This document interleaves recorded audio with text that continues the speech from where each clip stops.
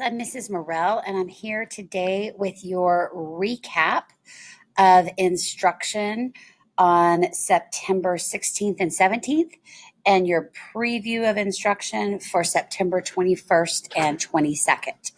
So we are cruising through our force and motion unit, and on Friday, on Thursday and Friday last week, we looked at our warm-ups, which reinforced that material, but we have started adding an explanatory video because we had so many problems with the internet last week and everything, and we know we have some asynchronous learners. So if you missed that explanation in class, please look on last week's September 16th and 17th agendas, depending on your class, and find the explanation for the warm-ups.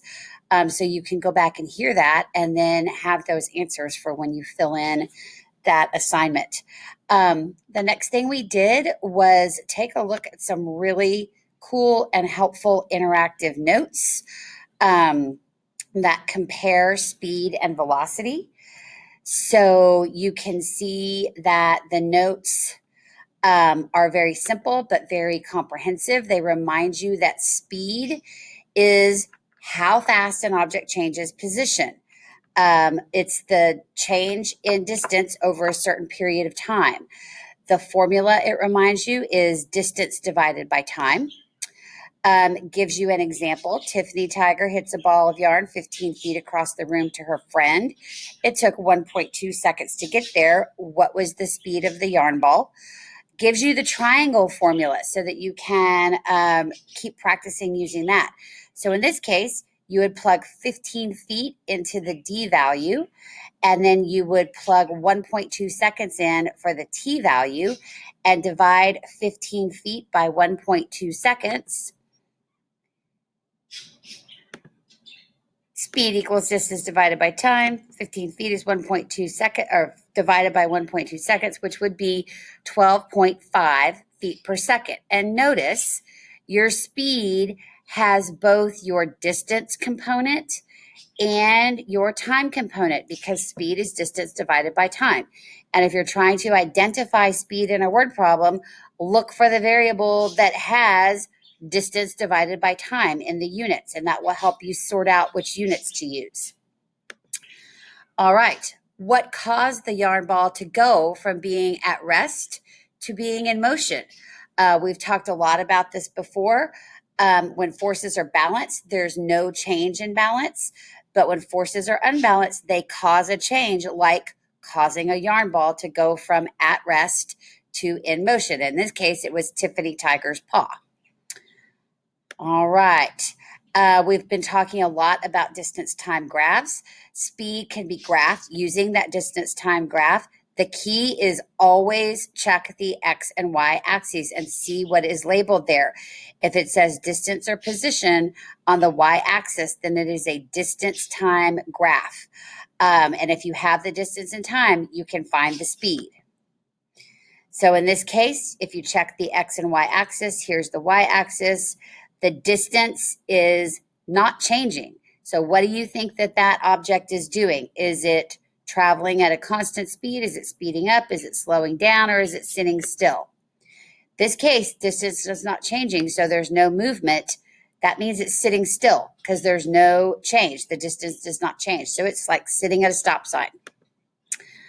All right.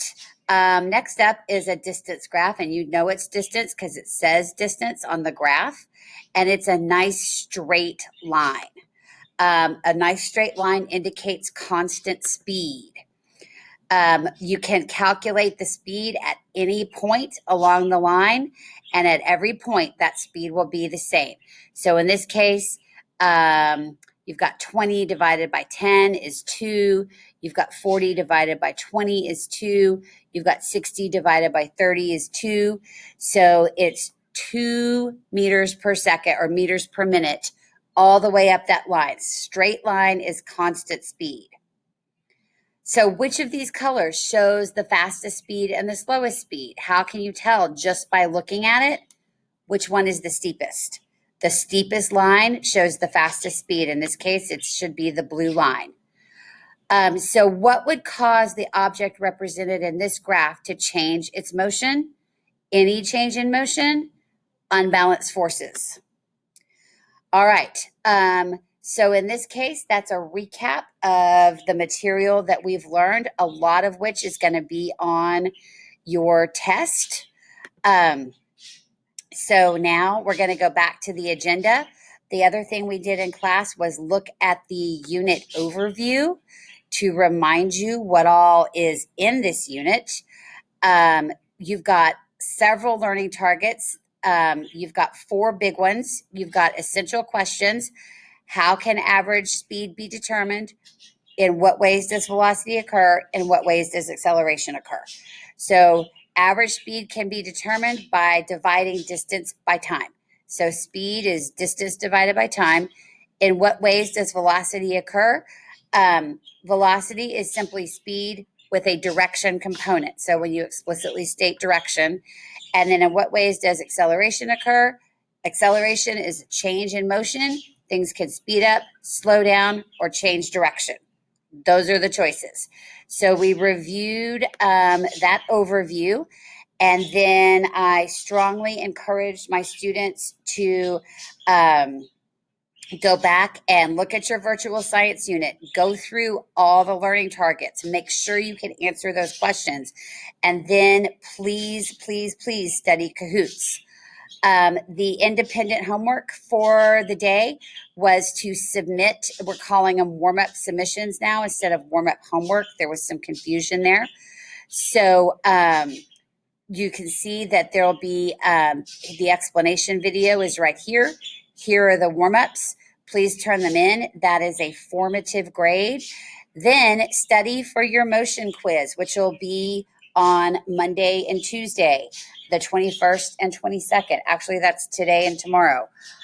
So I strongly encouraged my students to go back and retake any of these formative assessments to help them study. So speed check, velocity learning check, motion vocabulary check.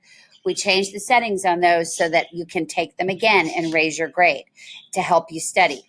All right. So I know this was a long one, but we did a lot in class last Thursday and Friday. And that's it. So I hope this gets you where you need to be. And I hope you wish you the best of luck on your summative quiz.